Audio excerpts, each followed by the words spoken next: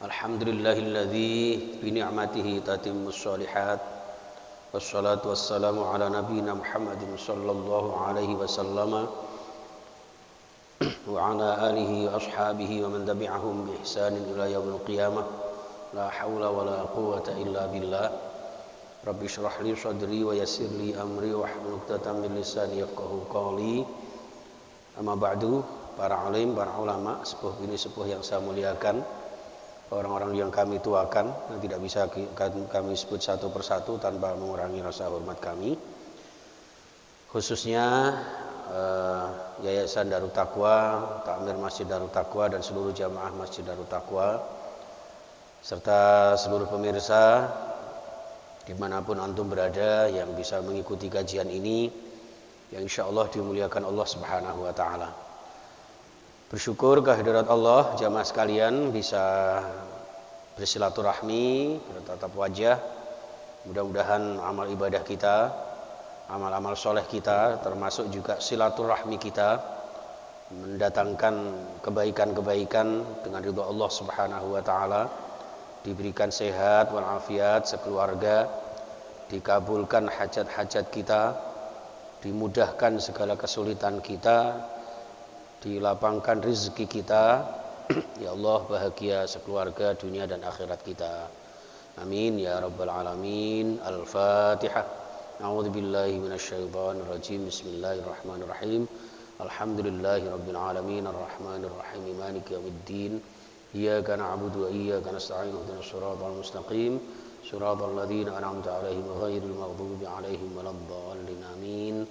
Shalawat ma'assalam tetap terucap dilimpahkan kepada Rasulullah Muhammad sallallahu alaihi wasallam. Jamaah sekalian, kali ini kita akan membahas tentang Kitabul Jihadi. Ya, bab besar tentang jihad. Ya. Ngapunten, kata-kata jihad ini biasanya sesuatu yang menjadi Islamophobia. Sesuatu yang menakutkan banyak orang. Ya, karena kalau jihad itu sudah seakan-akan mengangkat senjata. Maunya perang toh. Padahal di sini jihad, jamaah sekalian, al jihad masdaru jahadta jihadan, suatu kesungguhan, ai balagot al masyaqqah,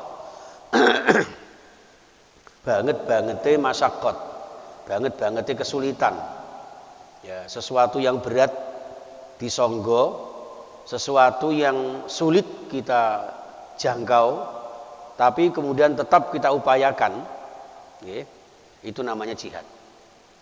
Panjenengan punya urusan kok sulit tercapai, tapi tetap berusaha, ya, berusaha maksimal, berdoa optimal, sering saya sampaikan, ya, kemudian bertawakal secara total, yaitu termasuk jihad.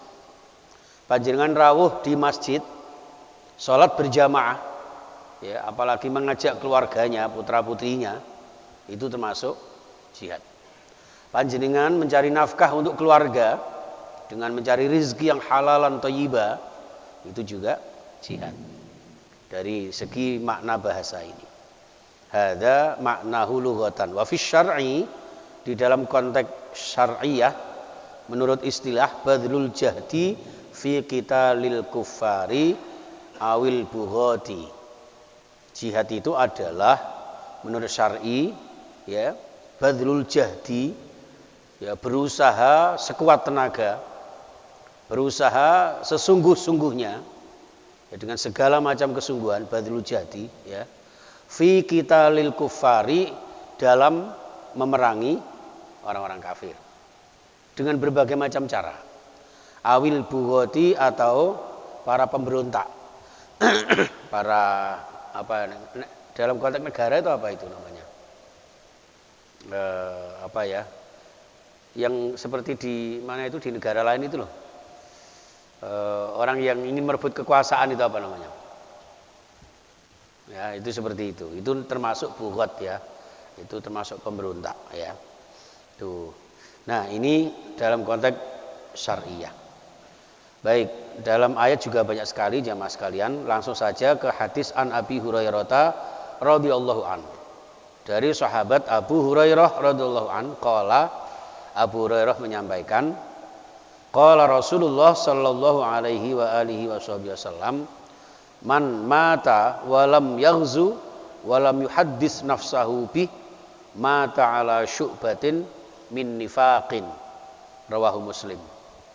Barang siapa ya, mamata, barang siapa yang meninggal walam yaghzu, dan tidak pernah mengikuti peperangan, ya, nih, walam yuhaddits nafsahu bihi, dan tidak memperbarui kesungguhannya ya dalam dirinya untuk berjihad, maka mata ala syu'batin min nifaq, maka dia matinya dalam keadaan salah satu bagian dari tanda kemunafikan.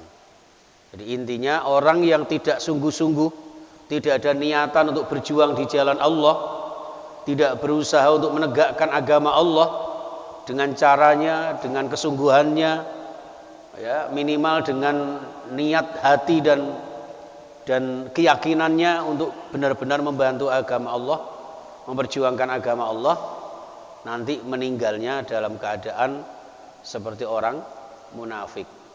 Naudzubillah min dzalik. Karena orang munafik itu ya biasanya suka berlari dari peperangan. Ya, menjauhi dari peperangan, jihad di jalan Allah Subhanahu wa taala. Ya, ini. Kemudian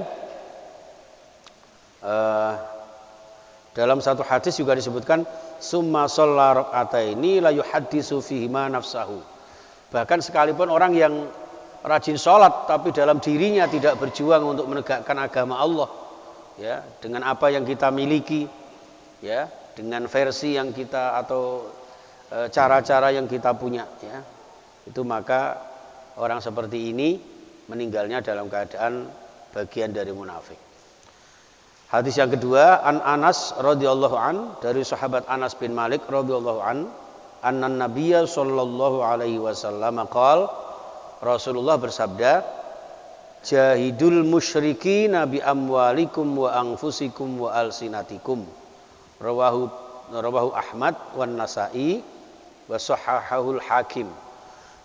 Jadi Rasulullah bersabda, jahidul musyrikin, ya, perangilah orang-orang musyrik, ya. Jadi ya termasuk yang kemarin membuang apa itu. Ya, tapi itu konteksnya bermacam-macam ya. Saya nggak berani bahas itu Pak ya. Nanti kena viral nanti ya. Jahidul musyrikin, ya, perangilah orang-orang musyrik. Bi amwalikum wa anfusikum, baik dengan diri kalian maupun dengan harta benda kalian. Ya. Wa alsinatikum, bahkan diharuskan memerangi orang-orang musyrik dengan lesan-lesan kalian, dengan medsos kalian, ya, untuk mengcounter kemusyrikan mereka, untuk menunjukkan kebenaran agama Allah Subhanahu wa taala. Manfaatkan sebaik-baiknya. Kalau bisa dengan harta kita serahkan untuk beli senjata dan sebagainya, ya. Kalau dengan diri kita kita curahkan untuk agama Allah Subhanahu wa taala. Di mana ada perjuangan Islam, ya, kita berusaha untuk ikut andil di dalamnya. Atau wa alsinatikum, dengan lesan-lesan kita, ya, dengan ucapan-ucapan kita yang menunjukkan jihad di jalan agama Allah Subhanahu wa taala. Ya. Ya, termasuk antum share, ya, sesuatu yang menunjukkan kemuliaan Islam, ya, asalkan harus hati-hati, ya, saring sebelum sharing gitu ya istilahnya, ya. Itu dengan medsos kita, ya, dengan YouTube kita, dengan Facebook kita, ya, dengan WA kita, ya. Sekarang bermacam-macam. Bahkan Mas Alvan biasanya main TikTok gitu ya, atau Mas Odi main Instagram, isi di situ. Itu termasuk berjuang di jalan Allah. 1 menit saja ngomong, teman-teman, ayo kita tingkatkan iman, kuatkan Islam, wassalam, cukup, ya, masukkan di Instagram, nanti lama-lama viral, ya. Itu seperti itu, ya, memviralkan keindahan agama Allah Subhanahu wa taala, ya, itu seperti itu. Maka dalam hal ini al hadisu dalilun ala wujubil jihadin nafsi wa huwa bil khuruji wal mubasyarati lil kufar wal mal, ya. Jadi termasuk di sini menunjukkan betapa wajibnya jihad secara personal, ya. Jadi masing-masing kita berkewajiban untuk berjihad di jalan Allah, baik dengan diri kita, ya, dengan keterlibatan kita di dalam mengkontrol orang-orang kafir, atau dengan harta benda kita, sumbangsih kita kepada pejuang-pejuang agama Allah, ya, dengan apa saja. Kemudian juga dengan niatan kita, dengan lesan kita. Maka di sini seperti surah At-Taubah ayat 41, ya, dan masih banyak lagi ayat ini. Wajahidu bi amwalikum wa anfusikum fi sabilillah. Ada juga wajahidu fi sabilillah bi amwalikum wa anfusikum. Banyak sekali ayat-ayat tentang jihad itu. Ini jamaah sekalian rahimakumullah. Nah, bagaimana hukumnya jihad bagi seorang perempuan? Nah, ini ya. Ini Aisyah ini soalnya orangnya cerewet ini. Makanya Rasulullah menikahi Aisyah yang masih kecil itu karena anak kecil itu biasanya itu terbuka. Ya. Jadi sesuatu yang kadang-kadang seorang putri ibu-ibu ini sungkan menyampaikan, oleh Aisyah ini disampaikan, ditanyakan. Wa an Aisyah radhiyallahu anha qalat dawuh qultu ya Rasulullah, wahai Rasulullah, alan nisa'i jihadun, apakah untuk perempuan juga ada kewajiban jihad? Qala na'am. Ya, iya Aisyah, wajib, perempuan juga wajib, ya. Tapi jihadun la qitala fi, jihad yang tidak berada di medan peperangan, ya. Di sini di syarahnya disebutkan kalau toh di medan peperangan cari yang benar-benar posisi aman, yang tujuannya mungkin dari tim medis, ya. Jadi tim medis atau dalam konteks seksi bidang konsumsi, ya, dapur umum misalnya, nah itu diwajibkan berkiprah dalam hal itu. Nah, ini seperti ini. Ya, la kita lafi, yaitu apa? Wal hajju wal umratu. Wah, ini ya. Jadi jihadnya perempuan itu dengan haji atau umroh. Ini monggo panjenengan ini sudah ada kesempatan untuk dibuka umroh, ya. Ini saya tidak promosi tapi mengajak panjenengan. Monggo, ya. Ada yang harganya 33 juta, ada yang 35 juta. Kalau yang di saya yang ikut di Tangerang itu Al Azka Travel, aku kenal ini ya. Itu 31.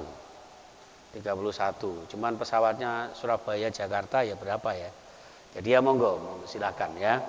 Ini kalau mau tindak umroh sekarang sudah mulai dibuka, tapi dengan protokol kesehatan yang sangat ketat. Ya, ini maka yang membuat biayanya mahal itu. Ya, tapi inilah perjuangan. Jadi jihad di jalan Allah dengan haji dan umroh, terutama bagi wanita, bagi perempuan. Rawahu Ibnu Majah. Yang terakhir, ya, wa an Abdullah bin Umar radhiyallahu anhuma, dari Abdullah bin Umar radhiyallahu anhuma qala dawuh sapa Abdullah bin Umar, jaa rajulun ilan nabiyyi, suatu ketika ada seseorang yang sowan kepada Rasulullah, datang kepada Rasulullah, yasta'dzinu fil jihad, untuk minta izin kepada Rasulullah ikut berperang, ikut berjihad. Maka Rasulullah bersabda, faqal ahayyun walidaka, apakah kedua orang tuamu masih hidup? Qala na'am, nggih ya Rasul. Maka dawuh Rasulullah, fa fihima fajahidun, muttafaqun alaih. Dalam birrul walidain itu termasuk jihad. Mungkin kondisi dan situasinya orang ini, kedua orang tuanya sedang membutuhkan berbaktinya anaknya itu kepada beliau berdua. Apalagi kalau orang tua sudah sepuh. Jadi apakah orang tuamu masih hidup? Masih ya Rasul. Kalau masih, lebih baik kamu berbuat baik kepada orang tuamu, ya. Itu sudah sama dengan jihad. Fa fihima jihadun, ya. Fa fihima fajahidun, terhadap keduanya maka berjihadlah. Muttafaqun alaih. Artinya minta izin kepada orang tuanya. Ada juga di sini jamaah sekalian dalam konteks yang lain dari Abu Sa'id ya, irji fasta'dzinhuma fa in adzina laka wa illa fabirrahuma. Kalau orang tuanya masih hidup, mintalah izin kepada ayah ibunya. Kalau ayah ibunya mengizinkan, maka berangkatlah. Tapi kalau tidak, wa illa fabirrahuma, maka lebih baik berbuat baiklah kepadanya. Ini jamaah sekalian rahimakumullah ya. Maka anak-anak juga begitu, kalian yang masih anak-anak ya, remaja-remaja ini ya. Kalau mau kemana-mana itu minta izin sama orang tua. Ya, sekali lagi, anak-anak sekarang itu ya, mungkin karena kecanggihan teknologi, merasa pinter dan sebagainya. Kadang-kadang orang tuanya itu diremehkan. Orang tuanya itu kadang-kadang dianggap sesuatu yang sepele. Jangan. Ya, sepandai-pandainya kita itu akan hilang barokahnya kalau kita meremehkan orang tua. Itu yang mempersulit kita. Jadi usahakan sepandai apapun jangan meremehkan orang tua, terutama ibu kita. Ya, ibunya itu 3 kali loh ya. Ibumu baru ayahmu. Ya. Tapi kalau memang harus kedua orang tuanya, itu harus kedua orang tuanya. Minta izin. Ya. Minimal salah satunya. Ayah, ibu, saya mau berangkat ke masjid, ikut kegiatan remaja masjid. Itu harus minta izin. Ya. Sampai kegiatan baik pun kita minta izin kepada kedua orang tua. Ya. Apalagi sekedar jalan-jalan. Ya. Alvin misalnya ya mau goes, mama misalnya manggilnya mbakmu apa? Oh mami ya, mami gitu. Atau papi Ismail. Ya, saya izin mau goes izin ya. Jangan langsung nyelonong. Baru nyampe sana, mamamu saya sudah berada di bawah jembatan Suramadu. Jangan ya, minta izin yang baik, Jadi itu supaya nanti kemana-mana kita dapat barokahnya. Kenapa? Karena orang tua itu jilmaannya grade kedua setelah kita beribadah kepada Allah. Wa qadha rabbuka alla ta'budu illa iyyah wa bil walidaini ihsana. Itu ranking kedua setelah kula jenengan diperintahkan ibadah kepada Allah itu untuk berbakti kepada kedua orang tua. Ya. Jadi kalau memang orang tua mengizinkan ya sudah berangkat, kalau tidak harus ikhlas hati, pasti ada sesuatu yang baik. Jangan sampai ketika Allah kok izin jangan-jangan malah gak oleh, terus gak izin bisa naik. Jangan. Itu malah 2 kali dosa itu. Ya. Atau kemudian cari kata-kata yang lain. Maunya jalan-jalan tapi alasan apa yang sekiranya ini gitu kan. Jangan. Apa adanya saja. Papa, mama, saya mau beli onde-onde. Masa onde-onde izin misalnya ya. Kalau perlu enggak apa-apa, sekecil apapun. Ya, itu jauh lebih utama daripada jihad di jalan Allah. Jadi hanya berbakti kepada orang tua yang keramatnya di dunia ya tidak diragukan lagi. Ya, antum tentu tahu ya kisahnya Alqamah seperti apa. Orang yang ahli ibadah. Itu saja bisa menjadi orang yang sulit dalam sakaratul maut. Ya, untuk dimaafkan oleh ibunya. Ya. Nabi Juret itu ya, nabi yang tidak termasuk Rasulullah, tidak termasuk Rasul, itu mukjizatnya luar biasa, ibadahnya luar biasa. Hanya karena ketika sholat sunnah tidak mau membatalkan ketika dipanggil ibunya, ya, itu bisa sampai kemudian ibunya mengatakan, percuma aku dua anak soleh ahli ibadah, ternyata dipanggil saja tidak semaur. Apa semaur itu? Tidak menjawab, ya. Saya doakan mudah-mudahan anak saya walaupun kelihatan soleh akan mendapatkan azabnya orang yang berbuat zina. Bayangkan, wis gak ngelakuin zina, ya dapat siksanya orang yang berzina. Akhirnya delalah itu beliau itu dicintai oleh seorang wanita, ya katakanlah namanya Siti Markonah gitu ya, selalu merayu dan menggoda. Ditolak sama Juret. Juret ini hanya untuk ibadah. Saking jengkelnya si wanita ini kemudian melakukan perzinahan dengan penggembala kambing. Wes bawa penggembala kambing bawa apa lah ceritanya ya. Bawa di bawah kebun tebu, bawa sore pohon cipluan, bawa apa ya apalah ya.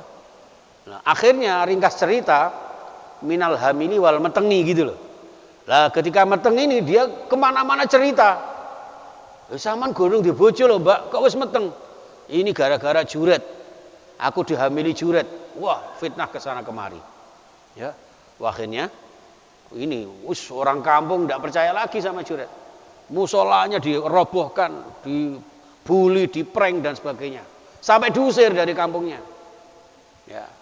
Walaupun Juret ini mengatakan tidak, tapi mereka tidak percaya, dirobohkan itu. Akhirnya dia baru ingat, ini jangan-jangan dosa saya kepada ibu saya. Minta maaf nangis-nangis di hadapan ibunya. Dan pada saat itu kemudian mukjizat Allah terjadi. Ya, ketika Siti Markonah ini melahirkan, ya, tiba-tiba dipanggil. Mana yang kemarin hamil itu sudah lahir apa belum? Bawa sini. Sudah Juret. Kemudian dipanggil. Dilus-lus batuknya. Ya, wahai nak, sakjane itu cara bahasa Indonesia apa itu? Sebetulnya bapakmu itu sapa sih gitu. Kok aku sampai kena fitnah seperti ini loh. Bapakmu loh sapa jenenge? Modelnya kayak Alfa apa kayak Odi apa kayak Faiz. Ya, seperti itu. Ya. Lah kok delala si bayi ini bisa ngomong? Ini mujizatnya Juret. Ya. Wahai masyarakat dan Juret yang terhormat, yang menghamili ibu saya adalah Paijan Siwil umpama ini. Kebetulan maaf pemirsa ya kalau kebetulan ada yang namanya sama. Ya. Oh iya, akhirnya didatangkan. Baru dia ngaku. Loh, kenapa kamu kok bilang Juret wahai Siti Markonah? Saking jengkelku karena cintaku ditolak. Seperti itu. Inilah azabnya ketika meremehkan orang tua, terutama ibu. Ya, Masya Allah. Nanti akan terasa ketika ibu sudah tiada. Ya, seperti itu jamaah sekalian. Ya, maka dari itu jangan sekali-kali meremehkan orang tua kita. Sesukses apapun, ya, jangan sampai dijadikan orang tua kita itu laksana pembantu. Orang tua kita remehkan. Ya, orang tua kita anggap ibu ini katrok misalnya ya. Bapak ini kuno. Jangan. Itu seperti itu ya. Itulah jamaah sekalian rahimakumullah. Maka sampai di sini dianalogikan oleh Rasulullah SAW bahkan lebih utama daripada berjihad di jalan Allah. Berjihad pun minta izin, padahal berjihad itu termasuk kemuliaan Islam. Ya. Dzirwatu sanamatil Islam itu al-jihad. Itu seperti itu. Citra kemuliaan kehebatan Islam adalah jihad, tapi sehebat-hebatnya jihad kita harus orang tua. Ini juga menggambarkan betapa mulianya dan kewajiban kita untuk birrul walidain, berbuat baik kepada kedua orang tua. Baik, saya kira itu jamaah sekalian, mudah-mudahan ada guna dan manfaatnya. Yang terpenting lagi, mudah-mudahan diberkahi oleh Allah Subhanahu wa taala, barokah untuk diri kita, keluarga kita, dan untuk putra-putri kita menjadi putra-putri yang solih-solihah, yang ahli ibadah ya Allah, ya. Dan putra-putri yang berakhlakul karimah, ya. Bismillahirrahmanirrahim. Allahumma sholli wa sallim wa barik ala Muhammad wa ala alihi wa sahbihi ajma'in. Alhamdulillahirabbil alamin. Allahumma ighfir lana wa liwalidina warhamhum kama rabbawna shighara wa li masyayikhina wa li muallimina wa li ulama'ina wa li habaibina wa li dzawil huquqil wajibati alaina wa lil muslimina wal muslimat wal mu'minina wal mu'minat. Ya Allah, ya Ghaffar, ya Allah, ya Ghafur. Engkau yang maha pengampun, ampuni dosa-dosa kami, ampuni dosa-dosa ayah bunda kami, orang tua kami, baik yang masih hidup bersama kami maupun yang sudah mendahului kami. Ya Allah, sehatkan jiwa raga kami, sembuhkan segala penyakit kami dan segala penyakit anggota keluarga kami dan sahabat-sahabat kami. Ya Allah, lancarkan segala usaha kami, ridhoi kami, ya Allah. Kabulkan doa-doa kami, terimalah amal-amal ibadah kami. Ya Allah, bahagiakan kami sekeluarga, bahagia dunia dan akhirat kami. Bahagia dunia dan akhirat kami, ya Allah. Sehingga hidup di dunia menjadi hidup yang mulia, istiqomah. Suatu saat meninggal husnul khatimah. Rabbana atina fid dunya hasanah wa fil akhirati hasanah wa qina adzabannar. Wa sallallahu ala sayyidina Muhammadin wa ala alihi wasallam. Walhamdulillahi rabbil alamin. Subhanakallahumma wa bihamdika asyhadu an la ilaha illa anta astaghfiruka wa atubu ilaik. Assalamualaikum warahmatullahi wabarakatuh.